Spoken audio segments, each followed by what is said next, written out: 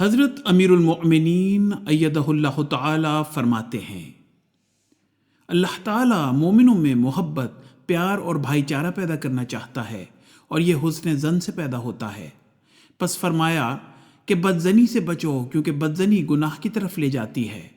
جو نہ صرف انسان کی اپنی ذات کے لیے نقصان دہ ہے، بلکہ یہ ایک ایسا گناہ ہے جو معاشرے کے امن کو بھی برباد کر دیتا ہے۔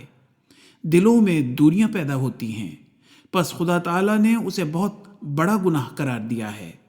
ایک ایسا گناہ جو انسان بعض اوقات اپنی انا کی تسکین کے لیے کر رہا ہوتا ہے۔ پھر فرمایا کہ تجسس نہ کرو۔ تجسس بھی بعض اوقات بدزنی کی وجہ سے پیدا ہوتا ہے،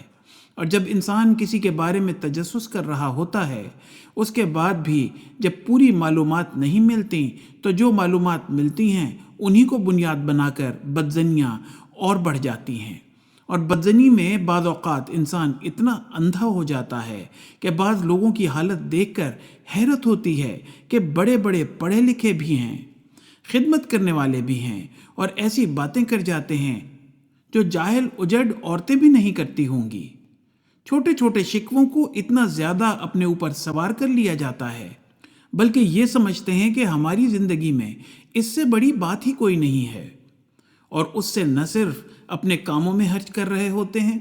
ایسی سوچوں کے ساتھ اپنی زندگی بھی اجیرن کر رہے ہوتے ہیں، بلکہ ادھر ادھر باتیں کر کے جس کے خلاف شکوہ ہوتا ہے اس کی زندگی بھی اجیرن کر رہے ہوتے ہیں۔ اور بعض دفعہ ایسے معاملات میرے پاس بھی آ جاتے ہیں، اور جب تحقیق کرو تو کچھ بھی نہیں نکلتا، بڑی معمولی سی بات ہوتی ہے۔ پھر بعض معاملات ایسے ہوتے ہیں کہ ان کا شکایت کرنے والے کے ساتھ براہ راست معاملہ بھی نہیں ہوتا۔ ادھر کی بات سنی، ادھر کی بات سنی، تجسس والی طبیعت ہے، شوق پیدا ہوا کہ مزید معلومات لو،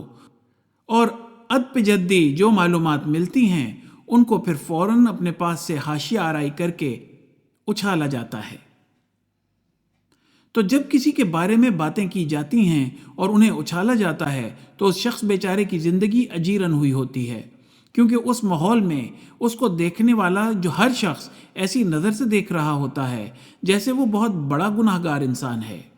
وہ پچھتاتا پھرتا ہے۔ بعض دفعہ ایسے حالات پیدا ہو جاتے ہیں۔ بہرحال یہ ایک ایسا گناہ ہے جس سے اللہ تعالیٰ نے سختی سے منع فرمایا ہے، ہر احمدی کو اس سے بچنا چاہیے۔